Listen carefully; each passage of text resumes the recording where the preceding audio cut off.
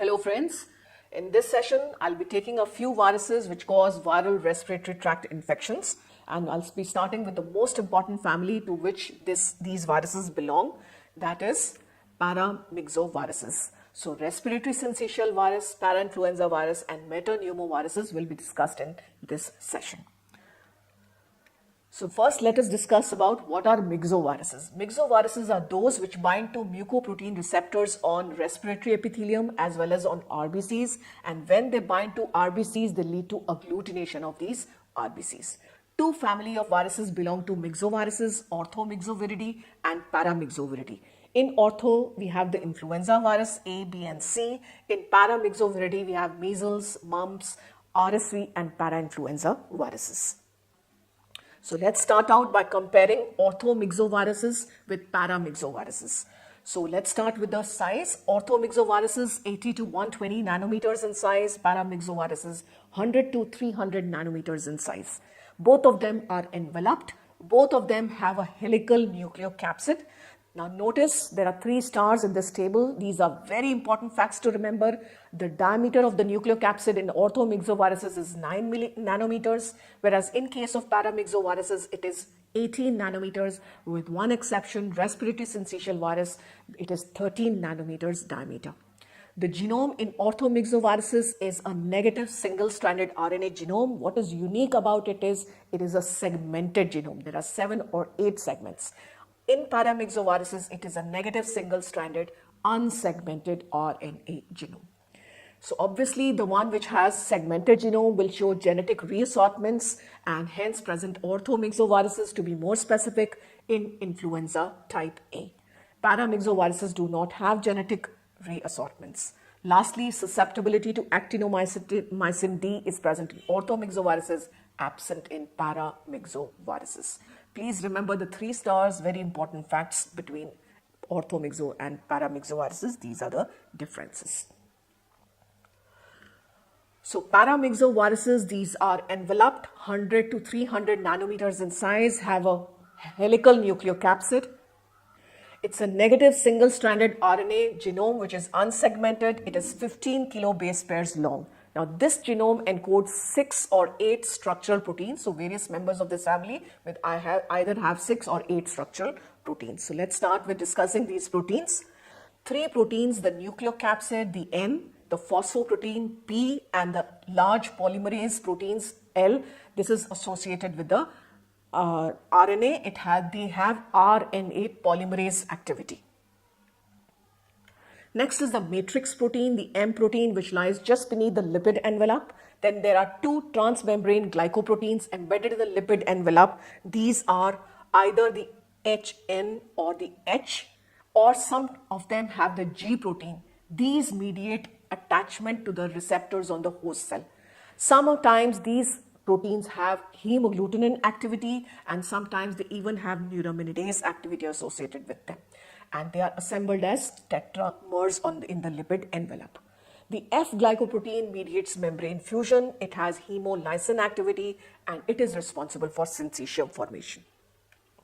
Here is a diagram showing all the important proteins N, P and L associated with the RNA, the matrix protein lying beneath the lipid envelope, the F protein and the HN proteins forming the peplomers. Then coming to some of members of paramyxoviruses have 2 additional small envelope accessory proteins which protect the virus from the immune response. These are the M21, or sometimes it is called as the V protein in certain viruses, and the SH protein. So 6 to 8 structural proteins present in all paramyxoviruses encoded by the 15 kilobase pair genome. So these are the important genera paramyxoviruses contain: Respirovirus, Rubulavirus, Pneumovirus, Morbillivirus, Metapneumovirus and Nipah virus. And those are the important members of each of these genera. The first paramyxovirus that was isolated was the Sendai virus, but it's a pathogen of mice. It rarely causes disease in humans. So let's start with comparing the important members of this family. So important genera are being compared in this table. So members of Respirovirus are Parainfluenza 1 and 3, Rubulavirus, mumps, Parainfluenza 2 and 4, Morbillivirus, measles, Henipavirus contains the Hendra and the Nipah virus, Pneumovirus contains the respiratory syncytial virus, and Metapneumovirus contains the human metapneumovirus. Let's compare the glycoproteins. The F glycoprotein is common to all of them. Notice all of them have the fusion glycoprotein. So all of them will have the characteristic property that will lead to syncytium formation. This F glycoprotein has hemolysin activity in only 3 genera: Respiratovirus, Rubella virus, and Morbillivirus. The HN spike or the H spike or the G spike, the hemagglutinin spike, is seen only in Respiratovirus, Rubella virus, Morbillivirus, or Henipavirus. So only these members will cause hemagglutination. And this hemagglutination is reversible only in the ones in which the neuraminidase spike is also present, that is in Respiratovirus and Rubella virus. Very important facts, how we differentiate in which category, in which genera the virus belongs to. So we start with respiratory syncytial virus. It's the most important cause of lower respiratory tract infections in infants and young children. It is named because it leads to syncytium formation. It has a lipid envelope which has 2 glycoproteins, the G protein which mediates attachment and the F protein which mediates entry. So it does not have HN spike or the H spike. So it will not lead to agglutination of RBCs. Now the fusion glycoprotein does not have hemolysin activity. There is only one antigenic type of respiratory syncytial virus, and slight variations in G protein lead to 2 genotypes or 2 antigenic subtypes, that is A and B. Both often coexist and one usually dominates over the other. So 2 antigenic subtypes. Respiratory syncytial virus is a cosmopolitan in distribution. It's a major pediatric respiratory tract pathogen, and 25% of pediatric hospitalization are due to respiratory syncytial virus. Epidemics due to it occur annually in late fall, winter, and spring, rarely reported in summers. It is transmitted by coarse aerosols generated by either coughs or sneezes, hand to hand. It can be transmitted followed by self-inoculation and can also be transmitted via fomites, meaning it can survive on fomites, non-living surfaces for several hours. Most of infection due to RSV are symptomatic, and reinfections are common because immunity is either not complete or it is not long-lasting. Incubation period of RSV is 4 to 6 days. Illness occurs generally in young children. Highest rates of illnesses are seen in infants less than 6 months, especially around 2 months. 20 to 40% of lower respiratory tract infections are due to respiratory syncytial virus. These include pneumonias, bronchiolitis, and tracheobronchitis. Remember, most common cause of bronchiolitis in infants is respiratory syncytial virus. Presents generally as rhinorrhea, low-grade fever, malaise, cough, and wheezing, generally resolve in 1 to 2 weeks. Predisposing to severe disease are prematurity, congenital heart disease, nephrotic syndrome, bronchopulmonary dysplasia, or immunodeficiencies. And such infants can develop severe disease, so they will present with tachypnea, dyspnea, leading to cyanosis and apnea. So remember these 5 risk factors for severe disease due to RSV. Older children, it can cause otitis media. In adults, it can cause a common cold-like syndrome. And in elderlies, bone marrow transplant recipients, solid organ transplant recipients, RSV can cause pneumonias, worsening of COPD, as well as sinusitis. Diagnosis of RSV: on X-ray chest, we will see variable degrees of infiltration. Specimens that we're going to collect include sputum, throat swabs, nasopharyngeal swabs, and washings. Remember, they are not to be frozen because it is extremely sensitive to lower temperatures. Rapid, most commonly what we use is rapid methods, that is detecting the virus antigens either by ELISA or immunofluorescence. We can also culture RSV in HeLa or Hep2 cell line. It will show the characteristic cytopathic effects in syncytium formation. PCR is the most sensitive and specific, especially in adults. And serology would demonstrate a 4-fold rise in antibody titer, but it is less sensitive in less than, say, 4 months children. This serology can be done either by ELISA or by complement fixation tests. Remember, the most sensitive is PCR, but most often that is used is ELISA for antigen detection. Treatment is primarily symptomatic. In case of lower respiratory tract infection, we will maintain the hydration, we will do suctioning, administer humidified oxygen and anti-bronchospastic drugs. It has been found that aerosolized ribavirin has a modest beneficial effect in lower respiratory tract infections in infants, but oral forms are not useful. So American Academy of Pediatrics does not recommend this routine use of ribavirin. It can only be considered for lower respiratory tract infections in people who are severely ill or at high risk of complications. So use in older children and adults has not been established as fine. So remember, ribavirin has been found to have beneficial effect in lower respiratory tract infections. Plus, there is also another form of treatment, that is humanized monoclonal antibodies, which are called as palivizumab. These can be given with aerosolized ribavirin, and they are being investigated for human respiratory syncytial virus pneumonia in immunodeficient. The same has also been approved as prophylaxis for children less than 2 years who are at risk of developing severe disease. These we had learned were prematurity, cyanotic heart disease or bronchopulmonary dysplasia. Inactivated whole virus vaccines have been made, but they have been found to be ineffective. In fact, they were shown to even worsen diseases. So these vaccines are still in experimental stages. Let's take up some questions. A 2-month-old infant developed a respiratory illness diagnosed as bronchiolitis by the pediatrician. The most likely cause, so it's a 2-month-old infant, likely cause of this bronchiolitis would be respiratory syncytial virus. A 3-year-old girl develops an acute respiratory virus infection that requires hospitalization. Ribavirin therapy is considered. Ribavirin is approved for the treatment of which of the following? We have learned that amongst the following options, ribavirin has been found to have modest beneficial effect in lower respiratory tract infections caused by RSV in children. False about RSV. Causes syncytium, that's true. Diameter is smaller, that is absolutely true. It is 13 millimeter instead of 18 millimeter in comparison to other Paramyxoviruses. Effective vaccine is not available. Bronchiolitis is most often caused by it. So amongst the following statement, the one which is wrong is C. No vaccine yet effective.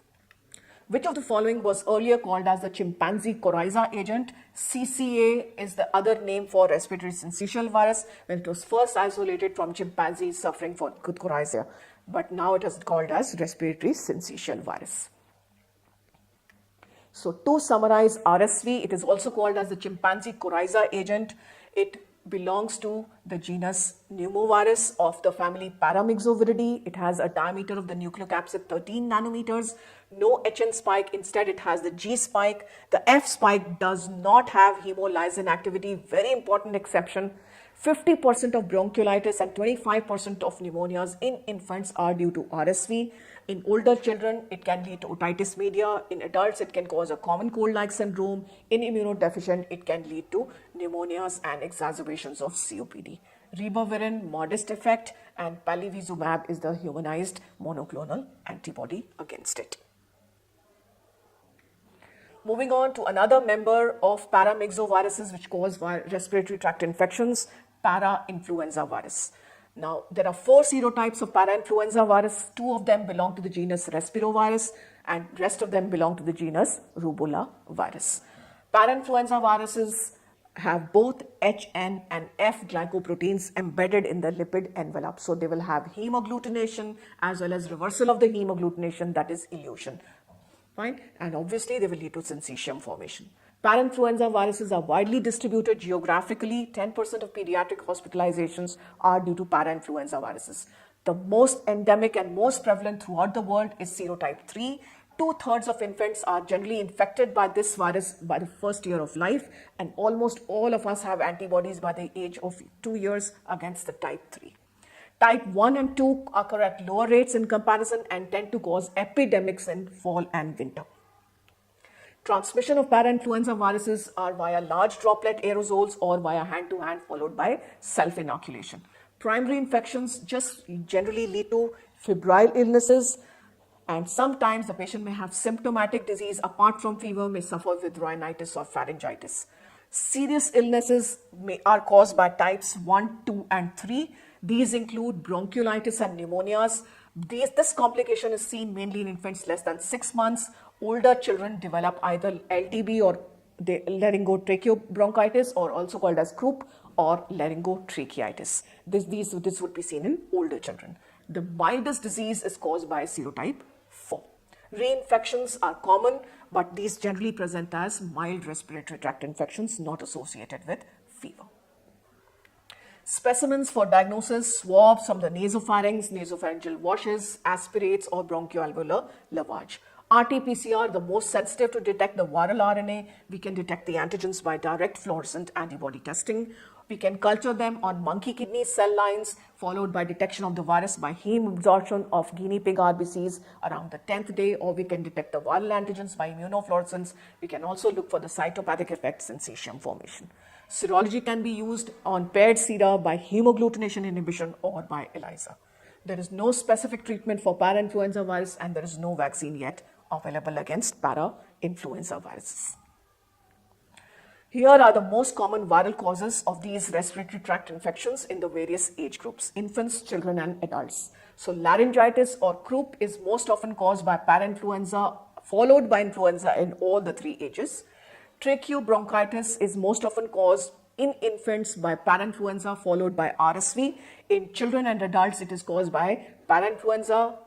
In children, it is caused by parainfluenza and influenza viruses, and in adults, it is caused by influenza, followed by adenoviruses. Bronchiolitis is mostly a disease of infants. It is caused most often by RSV, followed by parainfluenza viruses. Pneumonias amongst the viruses in infants, RSV is the commonest, influenza follows it. In children, it is most often by influenza, followed by parainfluenza, and in adults, it is most often by influenza, followed by adenoviruses. All true about parainfluenza viruses except belong to Paramyxoviruses, have the F glycoprotein, are enveloped, have the G glycoprotein. So instead of the G glycoprotein, parainfluenza have the HN glycoprotein. So the wrong statement is D. False about parainfluenza viruses. Type 3 often causes bronchiolitis. Type 1 and 2 are the most common causes of croup, have a segmented genome, are sensitive to lipid solvents. Okay, just here, this question is going to make us learn a new thing. What do we mean by a virus is sensitive to lipid solvent? This virus means that this virus is an enveloped virus. Fine. So remember, all enveloped viruses are sensitive to lipid solvents like ether and chloroform. And parainfluenza are enveloped, obviously they would be sensitive. But the option C is the wrong statement. They do not have a segmented genome. That's how we differentiate them from orthomyxoviruses, which have a segmented genome. So answer is C. To summarize, parainfluenza viruses, they have H and F glycoproteins. There are 4 serotypes. Most prevalent and endemic disease is caused by type 3.